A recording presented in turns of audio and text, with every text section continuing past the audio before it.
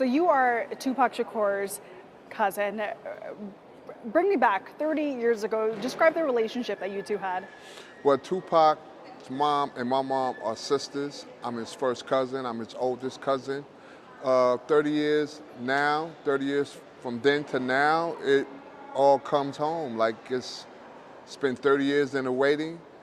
It's been 30 years of trauma, grief, anger, depression, all culminated to today where now we sit in the courtroom listening to the jury selection for the trial of Keffe D, person who was accused of masterminding my cousin's murder 30 years ago.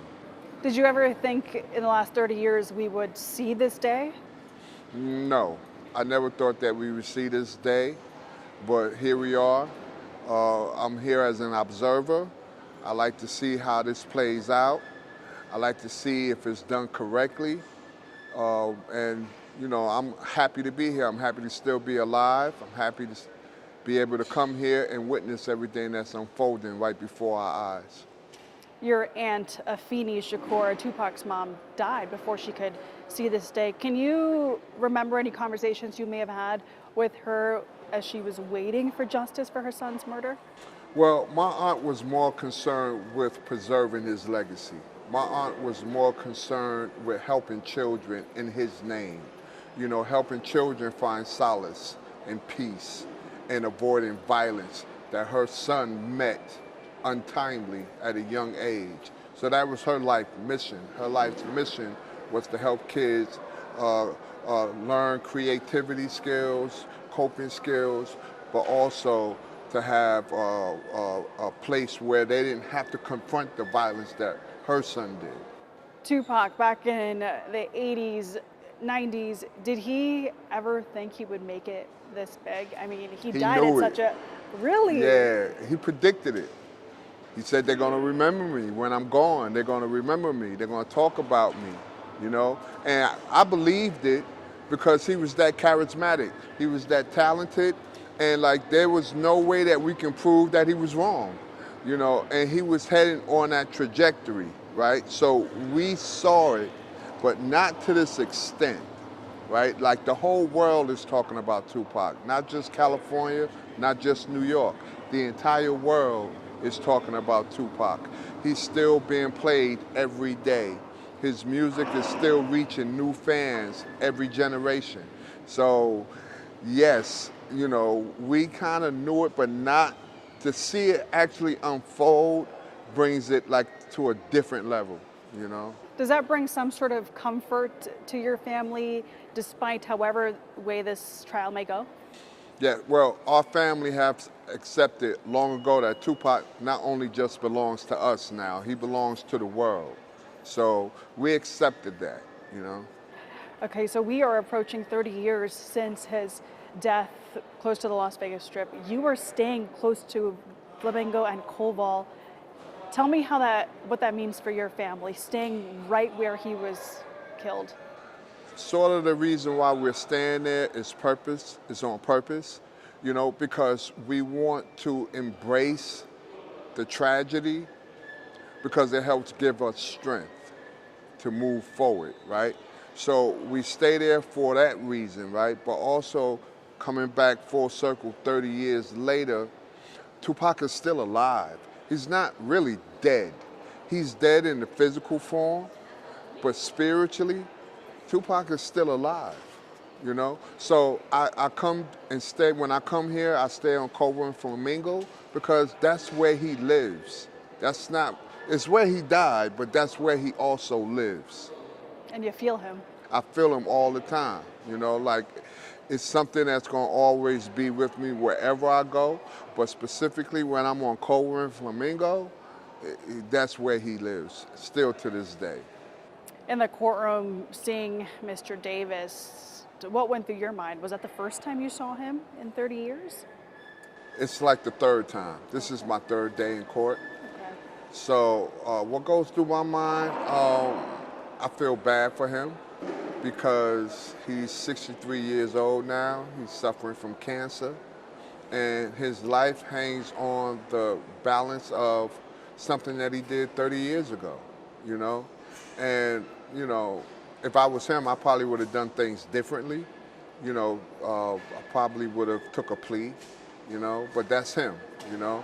I don't really have any ill will towards him, except for the fact that, you know, I think it was a huge mistake for him to brag about his involvement in my cousin's murder, which has brought on this turmoil that he's dealing with now and that his family is dealing with. But that's his fate, you know? And my only hope for him is that whatever happens in his life from here on out, that he takes a different approach towards life, embrace it, try to pass on some of his experiences, some of the mistakes that were bad that he made in life, try to pass on those lessons that he may have learned to younger people coming up behind him. Yeah. Obviously, in court, there was a lot of mention of gang rivalry.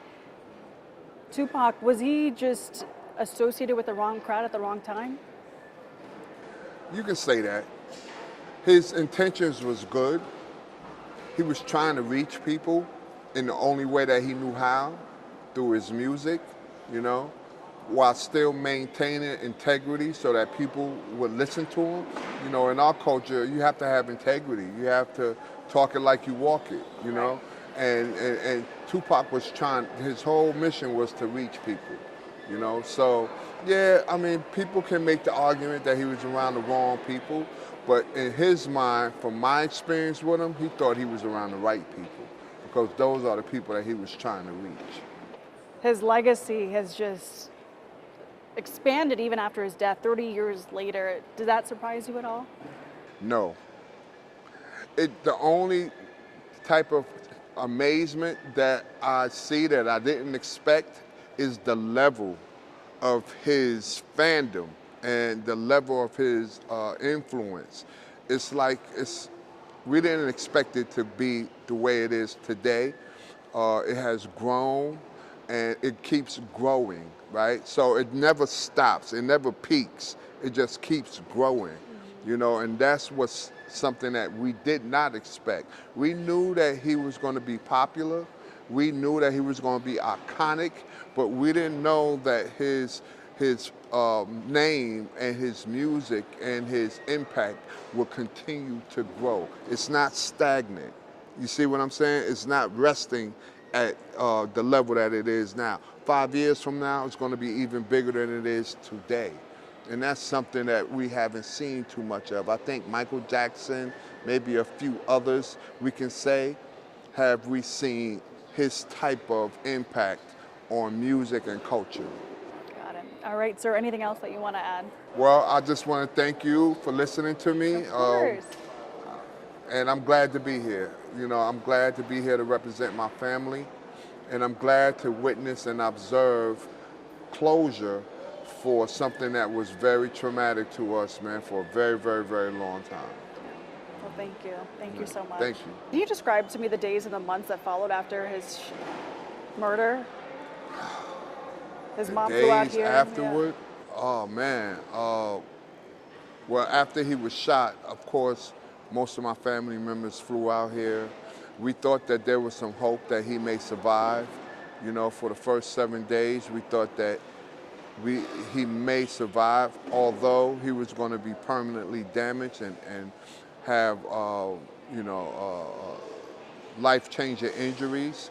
But we thought he would live. You know, that didn't happen. Of course, that wasn't the case. His injuries were getting worse.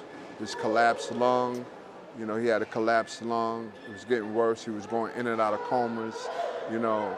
So his mother made the decision to not allow him to suffer, continuously suffer, and we lost him, you know. But like I also said, like, I like to think of it like, you know, Tupac is still alive. Every time we hear his music, every time you think about him, even though we don't see him in the physical, when we hear his music and when we think about him, we see him here, and we see him here, and we feel him here.